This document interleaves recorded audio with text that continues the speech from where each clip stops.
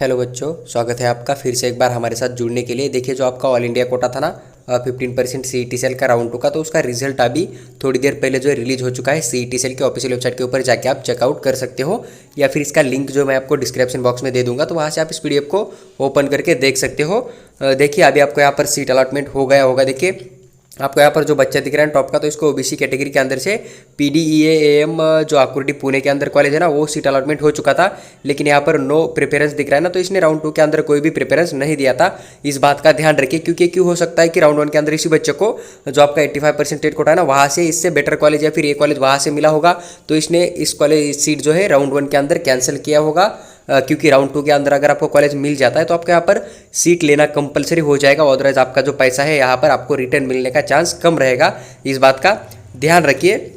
देखिए, अब यहाँ पर किन बच्चों के नेम के सामने अगर चॉइस नॉट अवेलेबल दिख रहा है ना, देखिए यहाँ पर एक स्टूडेंट है, चॉइस नॉट अवेलेबल है, तो इसने हो सकता है कि इसको मालूम था कि मुझे स्टेट कोटा के थ्रू अदर कॉलेज में कहीं ना कहीं मिल ही जाएगा, लेकिन मुझे एक पर्टिकुलर 1 या 2 कॉलेज थे ना, उसी के अंदर एडमिशन लेना था। तो इस बच्चे ने सिर्फ उन्हीं कॉलेज को चॉइस फिलिंग के अंदर डाला था, इसलिए इसको यहाँ पर चॉइस नॉट अवेलेबल नजर आ रहा है। लेकिन आपके नेम के सामने जो भी कॉलेज आपको दिख रहा है ना, जैसे कि ये बच्चा जो है यहाँ पर AM कंचनवाड़ी औरंगाबाद आपको दिख रहा है ना, तो इसको इस कॉलेज के अंदर सीट अलॉटमेंट हो चुका है। इस बात का आप थोड़ा ध्यान रखिए। तो अभी आपको सीट अलॉटमेंट होने के बाद आपको क्या करना पड़ेगा, जो भी आपके ओरिजिनल डॉक्यूमेंट है, साथ ही साथ जो भी आपका यहाँ पर फीस लिया जाएगा ना, तो पूरे के पूरे डॉक्यूमेंट प्लस आपको जो फीस है कैटेगरी वाइज, या फिर अगर आपको यहाँ पर ओपन कैटेगरी का फीस भी कॉलेज मांग लेता है ना, तो आपको यहाँ पर पूरा का पूरा सबमिट करना पड़ेगा। ऑल इंडिया कोटा के थ्रू जो कैटेगरी के बेनिफिट्स है ना, आपको यहाँ पर पूरे के पूरे मिल जाएंगे, यानी कि आपको बाद में स्कॉलरशिप यहाँ पर दिया जाएगा। इस बात को थोड़ा समझ लीजिए। तो आपको यहाँ पर लगभग 11/10/2023 अप टू 5:30 PM तक आप यहाँ पर जाके अपना जो है सीट राउंड 2 के अंदर जो मिला है ना, उसे आप एडमिशन ले सकते हो। अगर आप यहाँ पर एडमिशन करते हो तो आपको जो आपके 50K है ना, आपको रिटर्न मिल जाएगा। लेकिन अगर आप यहाँ पर सीट छोड़ते हो, आप एडमिशन नहीं करते हो, तो आपको पैसा जो है ना रिफंड होने की मतलब नहीं, रिफंड किया ही नहीं जाएगा। क्योंकि जो आपका PDF रिलीज हुआ था ना राउंड 1 एंड राउंड 2 का टाइम टेबल का, तो उसके अंदर वो जो रूल है, आप फिर से एक बार उसे पढ़ लीजिए। इस बात को थोड़ा समझ लीजिए, क्योंकि उन्होंने वहाँ पर साफ साफ मेंशन किया था कि अगर आप राउंड 2 के अंदर कोई सीट छोड़ते हो तो आपको अपना डिपॉजिट जो है रिफंड नहीं दिया जाएगा। इस बात को थोड़ा समझ लीजिए। तो 11/10/2023 अप टू 5:30 PM तक आप यहाँ पर सीट ज्वाइन कर सकते हो। देखिए, अभी आपको एक कंडीशन आपके साथ यहाँ पर मतलब हो गया होगा कि आपको यहाँ पर जो 85% स्टेट कोटा है ना, उसके थ्रू भी एक सीट अलॉटमेंट हुआ होगा, और 15% स्टेट कोटा के थ्रू भी सीट अलॉटमेंट हुआ होगा। लेकिन आप अभी किसको ज्वाइन करें? देखिए, आप यहाँ पर दोनों कोर्स, दोनों के अंदर जो भी सीट अलॉटमेंट हुआ है उसको ज्वाइन करने के बाद आपको BAMS का ही सीट मिला है दोनों के अंदर ही। तो आप क्या कीजिए, यहाँ पर 15% के अंदर से ज्वाइन कर सकते हो, मान लीजिए। लेकिन आपको यहाँ पर कोई X कॉलेज मिला है, यहाँ पर कोई Y कॉलेज मिला है, लेकिन जो आपको यहाँ पर 15% में Y कॉलेज मिला है ना, इससे कहीं ज़्यादा बेटर अगर आपको स्टेट कोटा का कॉलेज मिला है, तो आप यहाँ पर 50,000 छोड़ सकते हो और वो X का कॉलेज ज्वाइन कर सकते हो। लेकिन अगर आपको मीडियम जो कि प्राइवेट 10 नंबर के नीचे के जो कॉलेज होते हैं ना, उनके अंदर से आपको 85% स्टेट कोटा का कोई कॉलेज मिला है X नाम का, और 15% कोटा के थ्रू कोई Y नाम का कॉलेज मिला है, दोनों कॉलेज में कंपैरिजन करिए। अगर आपको ज़्यादा डिफरेंस नजर नहीं आ रहा है ना, तो आप 15% जो सीट मिला है ना, उसे ज्वाइन कर लीजिए। क्योंकि आपको एक तो बाद में स्कॉलरशिप मिल जाएगा, और वही है कि आपको जो है यहाँ पर मतलब आपका जो 50K डिपॉजिट लिया ना, वो भी आपको यहाँ पर रिफंड दिया जाएगा। इस बात का ध्यान रखिए। उसके लिए आप 15% का जो सीट है उसे भी ज्वाइन कर सकते हो। दोनों में से आपको जो कॉलेज पसंद आएगा उसे ज्वाइन कर सकते हो। लेकिन अगर आपको सिर्फ सिंगल 85% या सिर्फ 15% की सीट अलॉटमेंट हुआ है ना, तो आपको कोई भी टेंशन लेने की जरूरत नहीं, आपको जहां पर मिला है वहीं पर ज्वाइन कर सकते हो। इसलिए बहुत सारे बच्चे जो है यहाँ पर चॉइस नॉट अवेलेबल दिख रहा है। देखिए, यहाँ पर इनको चॉइस नॉट अवेलेबल है, लेकिन इनके नीचे जो बच्चा आपको दिख रहा है ना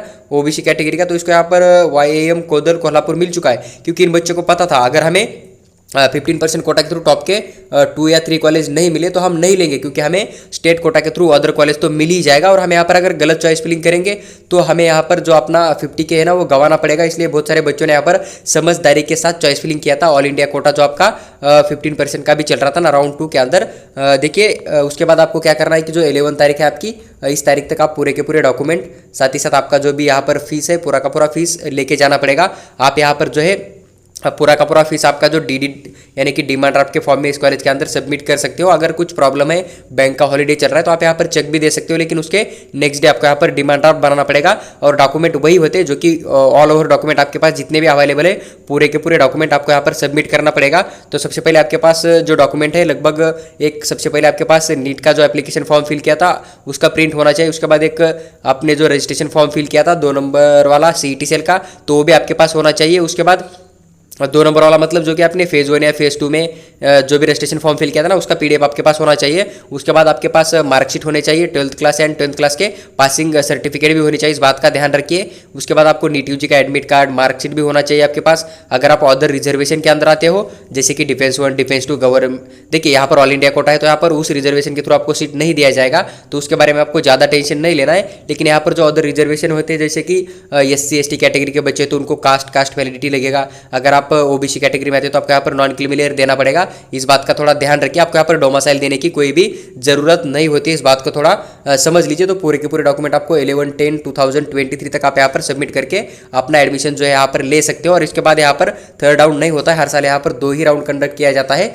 और अभी तक 2 ही राउंड का टाइम टेबल मिला है और यहाँ पर 2 ही राउंड कंडक्ट किया जाता है, इस बात का ध्यान रखिए। एक तो आप यहाँ पर सीट छोड़ दीजिए या फिर अभी सीट ले लीजिए। अगर आपको चॉइस नॉट अवेलेबल आ रहा है ना सेकंड राउंड के अंदर, तो आपको अपना पैसा पूरा का पूरा रिफंड हो जाएगा, आपको कोई भी टेंशन लेने की जरूरत नहीं है। लेकिन अगर आपको कोई कॉलेज मिला है, आप वहाँ पर ज्वाइन नहीं करोगे, फ्री एग्जिट ले लोगे, सीट छोड़ देंगे और स्टेट कोटा के अदर 2 राउंड प्ले करने की कोशिश करोगे, तो आपको यहाँ पर अपना पैसा गंवाना पड़ेगा, इस बात का ध्यान रखिए। अगर आपने BHMS भी डाल दिया था तो आप BHMS का भी ज्वाइन कीजिए, आपको अपना जो 50K है ना रिफंड मिल जाएगा, इस बात को समझ लीजिए। और डिमांड ड्राफ्ट जो होता है ना, आपको बैंक के अंदर जाके बनाना पड़ेगा, इस बात का ध्यान रखिए। तो आपके यहाँ पर मतलब बैंक के अंदर जाने के बाद आपको डिमांड ड्राफ्ट के बारे में पूरी की पूरी हिस्ट्री मिल जाएगी, वो बैंक वाले आपको पूरा प्रोसीजर वहाँ पर एक्सप्लेन करा देंगे। हालांकि मैंने जो स्टेट कोटा का लिस्ट आया था उसके अंदर पूरा डिटेल में एक्सप्लेन किया था, वो वीडियो आप देख लीजिए, आपको वहाँ पर डॉक्यूमेंट के रिगार्डिंग या फिर डिमांड ड्राफ्ट के रिगार्डिंग पूरा डाउट क्लियर हो जाएगा। बस यहाँ पर एक बात का ध्यान रखिए कि आपको यहाँ पर कोई भी डोमासाइल जो होता है ना, वो डोमासाइल वाला डॉक्यूमेंट यहाँ पर सबमिट करने की कोई भी जरूरत नहीं होती है, क्योंकि ऑल इंडिया कोटा यहाँ पर किसी भी स्टेट के बच्चे यहाँ पर एडमिशन कर सकते हैं, इस बात का थोड़ा ध्यान रखिए। तो जो भी एक प्रोसेस था विद डिटेल एक्सप्लेन करके मैंने आपके साथ शेयर करने की पूरी कोशिश की। अगर आपको अभी भी कुछ डाउट बचा है तो हमारा एक पेड काउंसलिंग चार्ज है, वो लगभग 300 रुपीज़, तो आप पेमेंट करके व्हाट्सएप के ऊपर स्क्रीनशॉट भेज दीजिए। हम आपको पर्सनली कॉल के ऊपर बात करके आपका हर एक डाउट सॉल्व करने की पूरी कोशिश करेंगे। 10 AM से लेकर 3 PM के बीच आप हमें कभी भी कॉल कर सकते हो, हम आपको पूरा गाइड करने की पूरी कोशिश करेंगे। अगर आपको पूरा का पूरा पेड काउंसलिंग करना है नेक्स्ट ईयर के लिए 2024 के लिए, तो आपका नीट एग्जाम का जो अभी रजिस्ट्रेशन हो जाएगा ना, तो एग्जाम का फॉर्म फिल करने से लेकर आपको सीट अलॉटमेंट होने तक पूरा का पूरा आपका एडमिशन प्रोसेस जो है हम खुद कर लेंगे। उसका चार्ज लगभग 2000 रुपीज़ है। उसके अंदर हम आपका राउंड 1 राउंड 2 का चॉइस फिलिंग, नीट एग्जाम का फॉर्म फिलिंग हुआ, उसके बाद CET सेल का रजिस्ट्रेशन फॉर्म हुआ, तो पूरा का पूरा जो प्रोसेस है हम खुद आपके साथ करेंगे। ऑनलाइन प्रोसेस, आपको घर से कहीं भी बाहर जाने की जरूरत नहीं होगी। साथ ही साथ आपको पूरा गाइड करेंगे। उसके बाद आपको आपके स्कोर के हिसाब से, सिटी के हिसाब से पूरा का पूरा लिस्ट भी आपके साथ शेयर करेंगे। तो बहुत सारे बेनिफिट है उसके अंदर, तो आप वहाँ पर ज्वाइन हो सकते हो अगर आपको पेड काउंसलिंग हमारे थ्रू करनी है, तो इस बात का ध्यान रखिए। लेकिन अगर आपको राउंड 1 के भी अंदर सीट मिल जाता है तो भी आपका चार्ज उतना ही रहेगा। अगर आपको लास्ट राउंड तक भी सीट नहीं मिलता है तो भी आपका चार्ज उतना ही रहेगा, इस बात का थोड़ा ध्यान रखिए।